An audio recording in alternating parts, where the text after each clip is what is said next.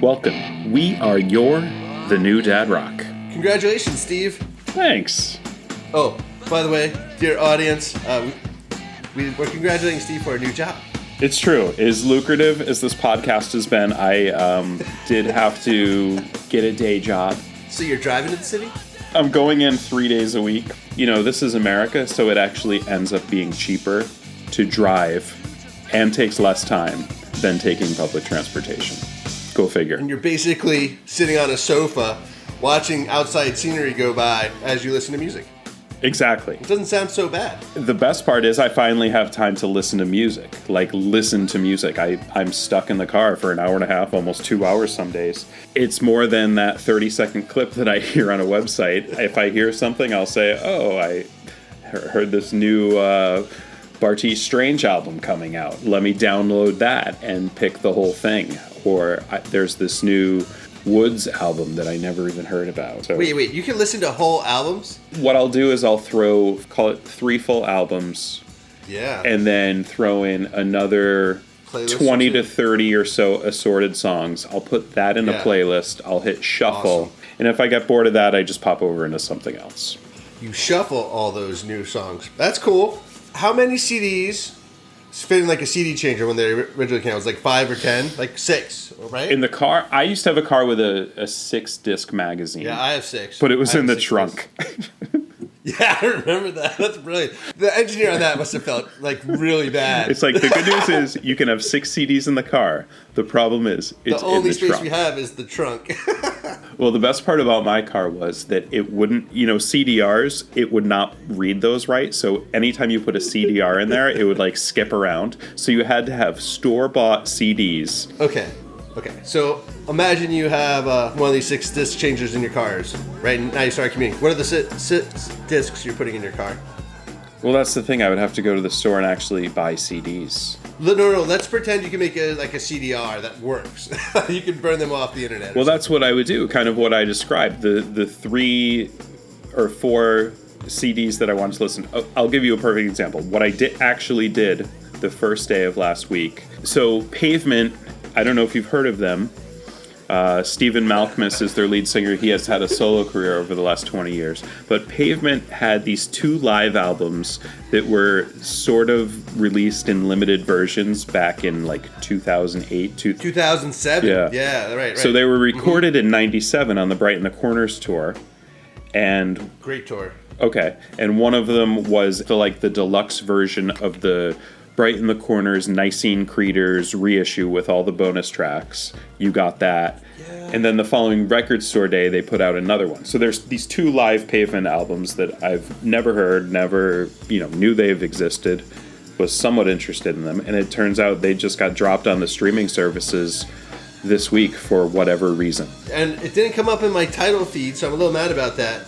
But yeah, I think it's because they actually said 2007 on them. I'm like, what? Yeah, so I listened to both of them. Thanks for that so much. It was really enjoyable because, funny enough, it was more like I enjoyed how the tracks were mixed up, or even the album tracks were mixed up. So taking all the Pavement albums, which you could, put them in your 6 CD changer, hit that and hear every song ever. That'd be pretty awesome. You could do that.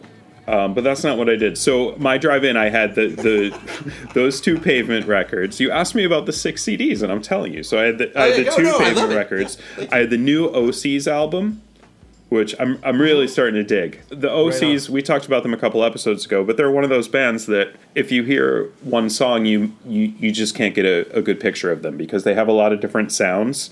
And I'm sure if you listen through a whole album, you're going to find 2 or 3 songs that you really like, or maybe in my case, 8 or 9. I had that in there. I had the new Flaming Lips album in there. They have a new one? Yeah, they are amazingly prolific, man. I'm moving to Oklahoma City. Man. Like if you're just hanging out in Oklahoma City and you got a fat place and you like making music, this is what you do. Yeah, I mean, and they collaborate. They did that album called The Deep Lips. I don't even know DEAP. I don't know what Deep is, but they're apparently this punk band from LA, and they did an album with them. Yeah, I listened to that a couple times. It was all right. Yeah, it has the theme song of 2020 on there. You guys can find it for yourself. They had that weird one that I mentioned on the Record Store Day episode that came out maybe only like 2 years ago. They did some stuff with Miley Cyrus. They did the Dark Side of the Moon thing and albums along the way. So it's they're constant and they're prolific. So I always check out what they do. It's not always that interesting. This new one, I think it's called American Head, got pretty good reviews. American Head, I think, is a drug reference. Like he's a head because there's songs called like "Mom, I've Taken LSD" and like a deadhead. Yeah, okay. That's cool. American Head. That's cool, man. That's almost like American Idiot. I appreciate the Flaming Lips. I don't always enjoy it, but I'm glad they're there. Kind of like Derek Zoolander's glad Sting is around. The Flaming Lips are like the Ween that could. Maybe that's the thing. I don't know. I love Ween though. Right, for sure. But just imagine if Ween could be that disciplined. How much more they'd put out, and how much more. That's all. That's all. Soft Bulletin, Yoshimi Battles the Robots. Those two albums are just fantastic. Wait, hold on. Can we go back to Ween for a second? Okay. Darren sent me a text. He never sends me anything. And it's like a Twitch link. He's like, we're watching this right now. I get on, and it's me and my 42 closest friends watching puppets lip-syncing great songs. Like The Cure and I don't know. Oh, and a Ween song. They did a Ween song. Which one? Do you remember? Is there something with oceans in it? I can look it up. Ocean Man? Yeah, that one. Yeah. No, but they didn't know one I knew. They do that. They do Ocean Man a lot. Then there's another one. Okay. But it's a hand puppet, and then they film it themselves, so it's point of view and it's moving. But it's like theatrical with like a backdrop. Is it a puppet like Avenue Q or the Muppets, or is it a puppet like the Sonic Youth Dirty album? No, definitely the former. Like it's a real puppet. It looks like a puppet. It's like the Kermit the Puppet Frog you had. Oh, there's a shark apparently, but you can't tell. Let's see. You asked about 6. I put in 2 Pavement, an OC's, a Flaming Lips. And a Flaming All Lips. right, Yeah, next, Deerhoof. Do you know Deerhoof? They're from San Francisco, aren't they? Yeah, they're heavier. Like they're more metal than I like. They're not metal at all. Right? Okay, then is this the acoustic one? There's basically 3 or 4 bands here with Deer. Deer Hunter is kind of acoustic, kind of more of the pastoral acoustic. Deer Hunter's what I was thinking of. Steve he loves Steve Malcolm more than you. Yep. Deerhoof, their singer is a Japanese woman. Yeah, I've heard this before. Tell me more. I don't know a lot about them. I think I have like 2 or 3 of their records. They're another relatively prolific band. They've been around. I don't even know. You can go to Wikipedia and look this up. Pulling it out of my ass that they have 12 albums. Okay, wait, hold on. Actually, you just have to tell us this. Why are you putting Deerhoof in your car? Because they have a new album, and every time Deerhoof puts a new album out, I listen to it. And sometimes I will devour it and keep listening to it for months at a time. And there are times when I'm like, oh, this is not for me this time, or it just doesn't catch my fancy, and then there's another one out in a year or 2. But this one is you've heard of covers albums where a band the entire album will just be cover songs. This is they're not covering an album. They're not covering an album, and they're not all cover songs. They do a medley, totally reinvented in their style of this disjointed, electronic sounding, sometimes punk, sometimes just futuristic redefinition of songs, and it's I think 43 total songs on there, and it's but it's all together. You might get a 15. It's almost like a mashup. Oh, but they're playing live. Tracks. I get it. But it's almost like we talked about the mashup albums in the Vallejo episode there. But they have. I don't want to spoil it for you because it's so cool. Yeah. They just a couple of them just to tantalize and tickle your fantasy. I don't want to spoil your fun. There's like Electric Avenue is in there. Oh my god. The Jetsons theme. I love Electric Avenue. Yeah. Velvet Underground. Nice. Polish avant-garde composer Penderecki. So many things that you'll recognize, and a lot of things that you won't even recognize because they're relatively obscure. But it's all dumped into the computer, and it comes out Deerhoof, and it's kind of crazy. It's not always enjoyable, but it's very impressive. That's awesome. All right, you have one more spot in your CD case. Well, the last spot would go to, and this, you were talking about, you were surprised that Pavement had albums out on Tidal and you didn't know about it. This band Woods, do you know them at all? Yeah, I think I've even listened to them a few times. It was something about that. I remember turning off and not listening to any more stuff, but I read about them all the time, or I see them. So Woods, again, these guys are very prolific as well. They're I thought most recently they were the backing band in Purple Mountains. So Dave Berman's last album, which came out last year, about a month Oh, they were the musicians? They were two of the guys from the band. The two main guys were the musicians. There's this other guy, Kevin Morby, who's gone off in solo. You might have heard his name. He used to be in Woods, but Woods for a while put out an album a year. They started in the mid-2000s, like 2006, 2007, out of Brooklyn. They have an out-of-time sound. Acoustic bass, almost folky at times, definitely psychedelic, maybe a hazy neo-psych. I feel like I'm describing a beer or something. Or DOC's-ish. So my point is, it's funny, and my long-winded digression here, Woods put out an album in May. I had no idea. And it's funny, around the time Purple Mountains came out, I was like, man, I haven't heard a Woods album in a while. Like I said, they were putting them out every year for a while. Funny. And then I find out, hey, they were the backing band for Purple Mountains, and it makes Purple sense. You hear, if you know Woods, you hear it in Purple Mountains. Obviously the Dave Berman thing. Yeah. I get it, man. Like, we were putting out an episode a week, and now it's gone to an episode every less than a week. Every 2 weeks or so. Yeah. That happens to the best of us, man. It's about quality, energy, and your new job. Dude, what was that text you sent me today? Bartees Strange. Yeah, it was awfully strange, but I thought I would just type it into Google and look it up. And then, yeah, I just saw just generally just doing music or something. What's up? Just released something? So, Bartees Strange is this guy, and I've discovered him just like I discover a lot of new bands I've never heard of. It was on some blog or music site or Twitter or something. Someone that I follow and know they have good recommendations recommended Bartees Strange, this song called In a Cab. Okay. And it was probably at least a year ago, year and a half, almost 2 years ago. It came out. It was this weird thing. It was hard to place it in a genre. It was kind of lo-fi and indie and pop-ish and a lot of different things going on at the same time. I think there was some saxophone in it, and I thought it was just a cool song. So I had it in a playlist, and then after a couple months, I noticed it just disappeared. Like, it was no longer available on the streaming services.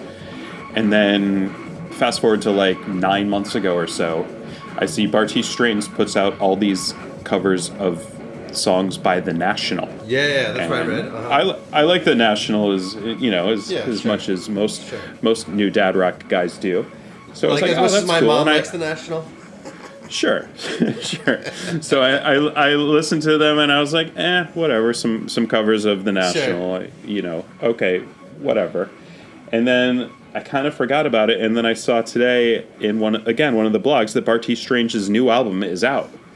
So I downloaded it, and In a Cab, the song that I remember from a year and a half, 2 years ago, was on there. And all these other genre-hopping songs. There was one song called Boomer on the new album, which... Have you listened to it at all? Yeah, Did you listen to any I got of to it? Boomer. I listened to the first song, then the first couple minutes of the second, and then I saw Boomer was the top listened one or something, so I clicked that. So I listened to Boomer twice. Yeah, so Boomer to me sounds like it could have been a Taylor Swift song. That whole line about people gonna smoke what they want to smoke, say what they want to say. It sounded like Taylor Swift to me, and then it also had almost a hip hop vibe to it as well. Yeah. So he's doing multiple genres, and it's all very in a pop realm, like almost like a Post Malone type style or something. I don't even know. Like, it's not music that I'm familiar with. There's a little bit of a TV on the radio, Tunde Abimpe kind of delivery that he has, but cool, man. Just a strange Bartees, man. Yeah, I'm gonna check him out. Bartees Strange, Bartees Strange. Right on. Thanks for that little tip there. Imagine you get 2 more picks for this 6 CD changer because, sometimes when you get in the car it's already full, but you grab 1 or 2 off your player and you put it in the car, so you switch them out. What would be 2 other albums you'd listen to? Well, this other thing, and you told me about them, Zamrock. Oh yeah, fun. rock and roll from the 70s and 80s, based in Zambia, which I don't know if you guys know a lot about Zambia, but they export a lot of copper. Okay, moving on. So if you could put in, see, Zamrock's one of these CDs, and then anything else? The last one I would put in, but it's not a fully released album, so I don't know if it counts. Dude, that's like me putting in a 4-song EP into my CD case. So Avalanches, and you may know these guys. They're pretty famous. They're Australian. They're kind of like these crate plumber guys that go through and find really cool tracks and kind of do mashup and keep the party going. They did. I think it was 2000. They came out and they were just everywhere and They definitely had some copyright issues that led to a huge delay in their second album coming out like 15 years later. But the Avalanches have a new album out, and I guess it's their third record now.